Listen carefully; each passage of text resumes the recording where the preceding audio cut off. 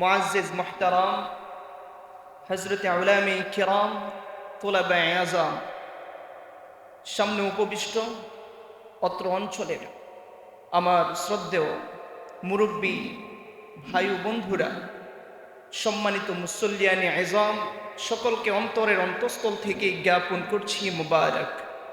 সবটুকুন শুকরিয়া মহান আল্লাহ সুবহানাহু ওয়া তাআলার জন্যে, যিনি আমাদেরকে আজকের এই বরকতপূর্ণ দিনে মসজিদে সবার আগে আগে হাজার হাজার লাখো লাখো মানুষদের থেকে জাস্টিফাই করে কিছু সংখ্যক লোককে আশার বসার তৌফিক দান করেছেন। আমরা যারা এখানে এসেছি সকলে একত্রে কণ্ঠের সবটুকুন আওয়াজকে ছেড়ে দিয়ে কালিমাতুশ শুকুর আদায় করি আলহামদুলিল্লাহ। লক্ষ কোটি তার চেয়ে অনেক অনেক অনেক বেশি দুরূদ ও সালাম পেশ করছি আল্লাহর সৃষ্টির প্রধান আকর্ষণ, বিশ্ব সবার সভাপতি, সমস্ত নবী ও রসুলগণের মাথার তাজ, শামসুল হিদায়া, বদরুদ্দুজা, আফতাবে নবুওয়াহ, শাহনশাহে রিসালা, সরকারে দু জাহা, সুলতানুল মদিনা, নবিয়ুল আম্বিয়া, হাবিবে কিবরিয়া, হুজুরে আকরম, নূরে মুজস্সম, নূরুন আলা নূর, সৈয়দিনা শফিঈনা হাবিবিনা মৌলানা মুহাম্মদ সাল্লাল্লাহু আলাইহি ওয়াসাল্লামের উপর। সম্মানিত সুধী, জুমার দিন মানি হচ্ছে গুনাহ মাফের আরেকটি সুযোগ। আল্লাহর হাবিব রসুল আরবি সাল্লাল্লাহু আলাইহি ওয়াসাল্লাম বলেন, আমার উম্মতের প্রতিটি উম্মতের আমলনামা সপ্তাহে দুবার আল্লাহর কাছে পেশ করা হয়।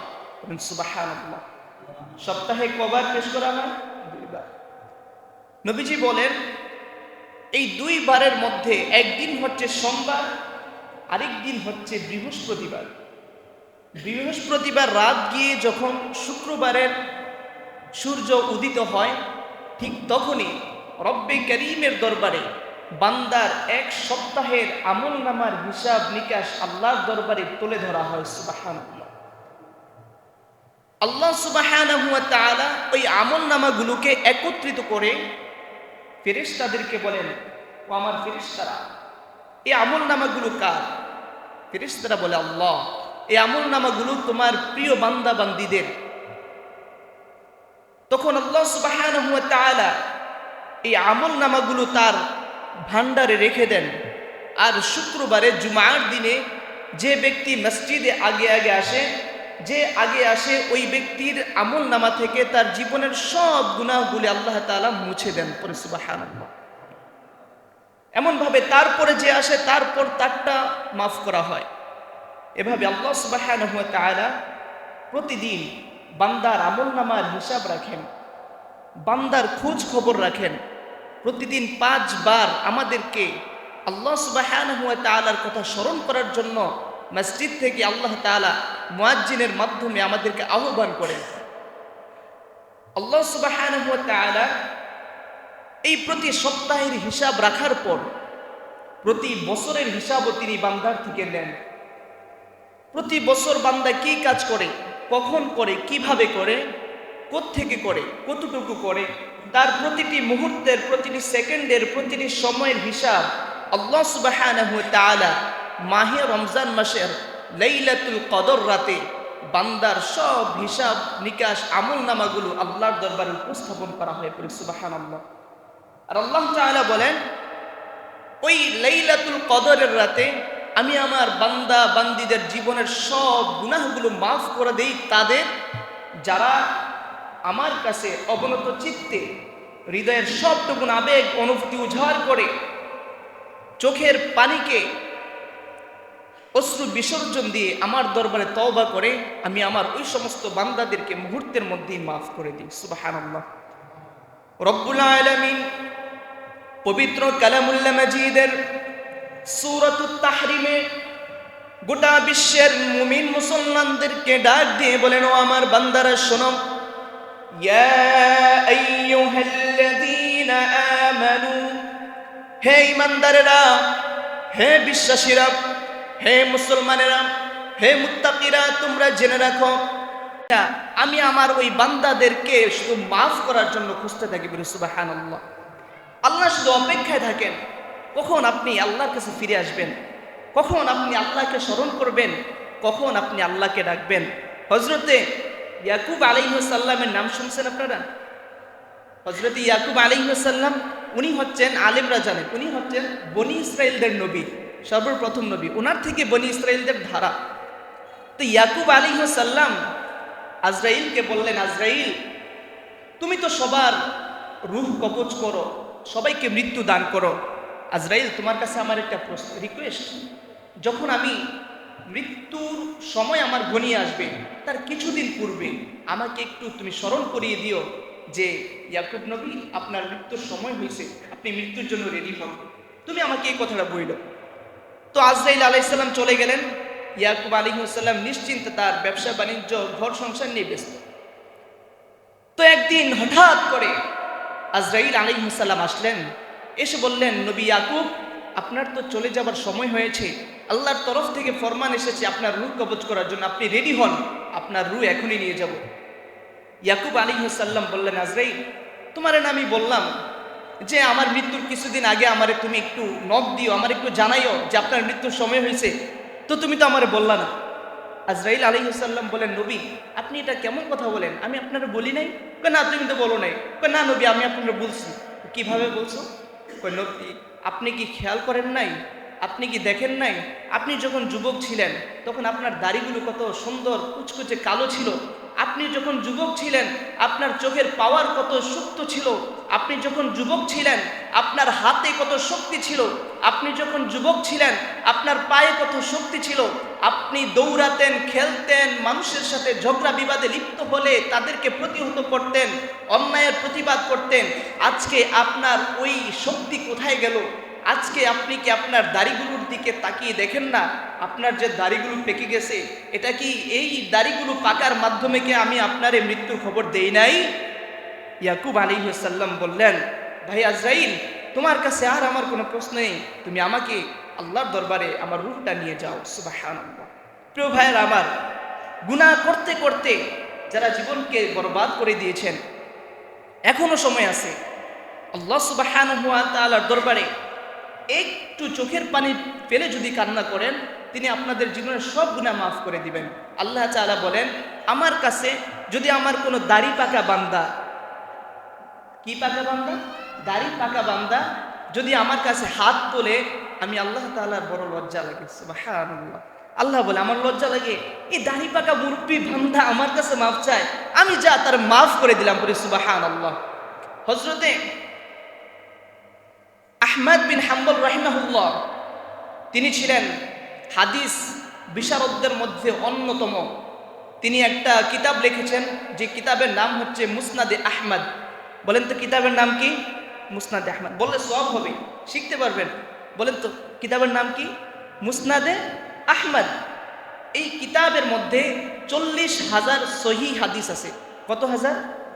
40,000 সহিহ হাদিস। আরেকটু জোরে বলেন কিতাবটার নাম কি? মুসনাদে আহমদ। বলেন কিতাবের নাম কি? আর হাদিসের সংখ্যা কত? 40,000। এই ইমামের একটা ছোট্ট ঘটনা বলেই আজকের আলোচনা শেষ করে দিচ্ছি। তো ইমাম তিনি হাদিস কালেকশনের জন্য, সহিহ হাদিস খোঁজার জন্য সফরে বের হলেন। প্রতিমধ্যেই রাত হয়ে গেল। মাগরিব সালাত একটা মসজিদে আদায় করলেন, কিছু দূর যাবার পরে আরেকটা মসজিদে তিনি এশার সালাত আদায় করলেন। তো এশারের নামাজের পরে তিনি মসজিদে বসে বসে ভাবলেন যে এত রাত, শীতের রাত, তখন শীতের সময় ছিল, এত শীতের রাত আমি কোথায় যাব? মুসাফির মানুষ, কেউ তো আমার পরিচিত নাই, আজকে মসজিদেই থেকে যাই। তো তিনি মসজিদের বারান্দায় গেলেন। নামাজ শেষ করে মসজিদের বারান্দায় গিয়ে তিনি তার কিতাব একদিকে রেখে কিতাবের উপর মাথা দিয়ে তিনি কিতাব পড়তেছেন। তো মসজিদের যে খাদেম মুয়াজ্জিন উনি বের হওয়ার সময় দেখলেন একটা মুরব্বী মানুষ এখানে ঘুমিয়ে আছে। তো তিনি গিয়ে বললেন, ভাই আপনি মসজিদে শুয়ে আছেন কেন? মসজিদ থেকে বের হন, আমি মসজিদ তালা মেরে দেব। তো ইমাম আহমদ বিন হাম্বল বললেন, ভাই আমি তো অনেক দূর থেকে সফর করে আসছি, যাওয়ার কোনো জায়গা নাই, আজকে রাত্রটা আমি এখানে থাকি, ফজর নামাজ পড়েই চলে যাব। তো মুয়াজ্জিন রাজি না, যে মসজিদে থাকা যাবে না, মসজিদে থাকার জায়গা, তো ওনার বের করে দিয়েছেন।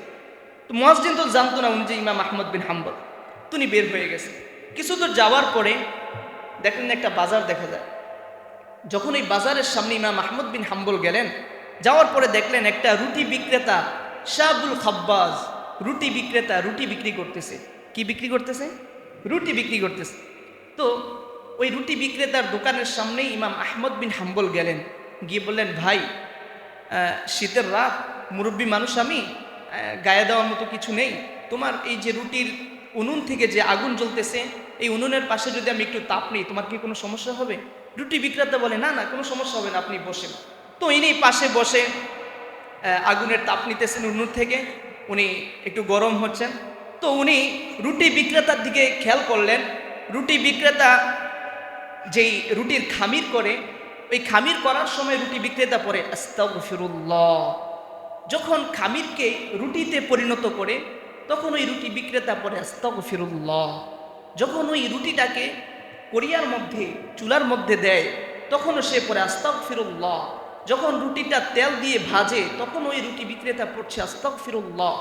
কাস্টমার থেকে টাকা নিচ্ছে, ক্যাশের মধ্যে রাখছে, তার প্রতিটি কাজই শুধু আস্তাগফিরুল্লাহ আস্তাগফিরুল্লাহ সে পড়তেছে আর রুটি বিক্রি করতেছে, ব্যবসায়ী মানুষ। তো ইমাম আহমদ বিন হাম্বল কৌতূহল বশত রুটি বিক্রেতাকে প্রশ্ন করলেন, ভাই কিছু মনে করবেন না, আপনাকে একটা প্রশ্ন করি। বলেন, কি বলেন? সেই রুটি বিক্রেতাকে বললেন যে, আমি অনেকক্ষণ ধরে খেয়াল করতেছি আপনি রুটির খামির করতেছেন, পড়তেছেন আস্তাগফিরুল্লাহ, রুটি আগুনে দিচ্ছেন, পড়তেছেন আস্তাগফিরুল্লাহ, আপনার প্রতিটি কাজে দেখতেছি আপনি শুধু আস্তাগফিরুল্লাহ পড়তেছেন, এটা কেন করেন আপনি? একটু আমার যদি বলতেন আমি খুশি হইতাম। তো রুটি বিক্রেতা বললেন যে, হুজুর, এই ইস্তেগফার পড়ার কারণে আমি আমার জীবনে আল্লাহর কাছে যত দোয়া করছি, আল্লাহ তাআলা আমার সব দোয়া কবুল করে নিছে, একটা দোয়া ছাড়া। কয়টা দোয়া ছাড়া? একটা দোয়া ছাড়া।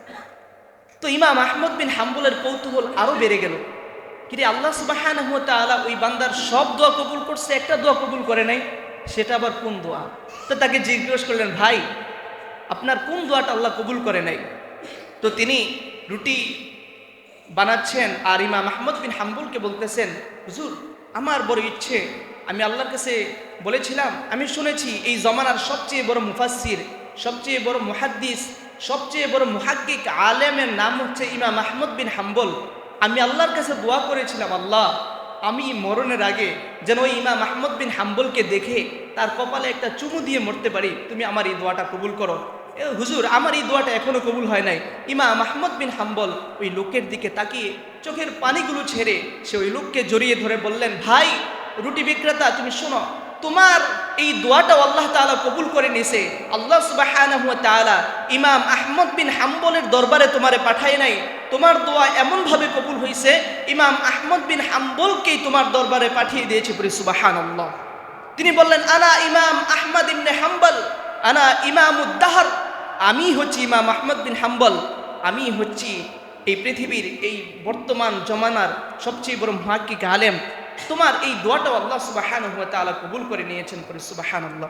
প্রিয় ভাইয়েরা আমার, এই ঘটনা বলার মূল উদ্দেশ্য, মূল শিক্ষা হচ্ছে যে যে মানুষ ইস্তেগফার পড়বে, মান লাজিমাল ইস্তিগফার, ইস্তিগফারের সাথে যে ব্যক্তি আঠার মতো লেগে থাকবে, জাআলাল্লাহু লাহু মিন কুল্লি যিকিম মাখরাজা, আল্লাহ সুবহানাহু ওয়া তাআলা ওই ব্যক্তির সমস্ত বিপদ আপদগুলো দূর করে দেবেন। পড়েন সুবহানাল্লাহ। ওয়া মিন হাম্মিন ফারাজা, তার সকল টেনশনগুলো দূর করে দিবেন।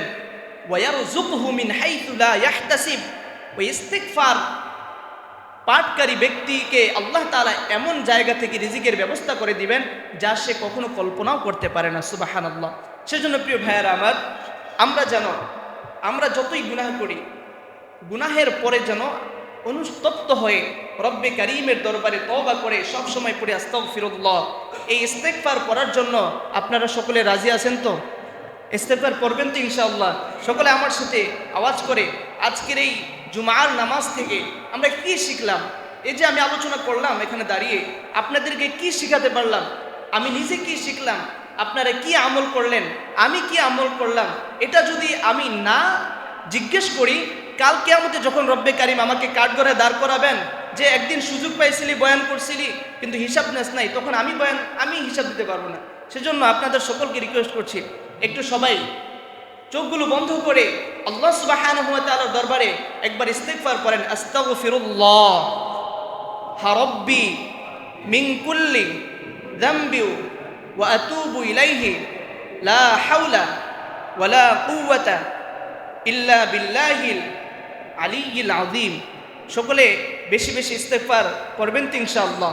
আল্লাহ সুবহানাহু ওয়া তাআলা আজকের এই বয়ান থেকে সর্বপ্রথম আমাকে আমল করার তৌফিক দান করুক, তারপর আপনাদেরকে আমল করার তৌফিক দান করুক।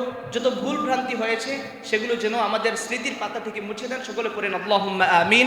ওয়া আখিরু দাওয়ানা আনিল হামদুলিল্লাহি রাব্বিল আলামিন। আসসালামু আলাইকুম ওয়া রাহমাতুল্লাহ।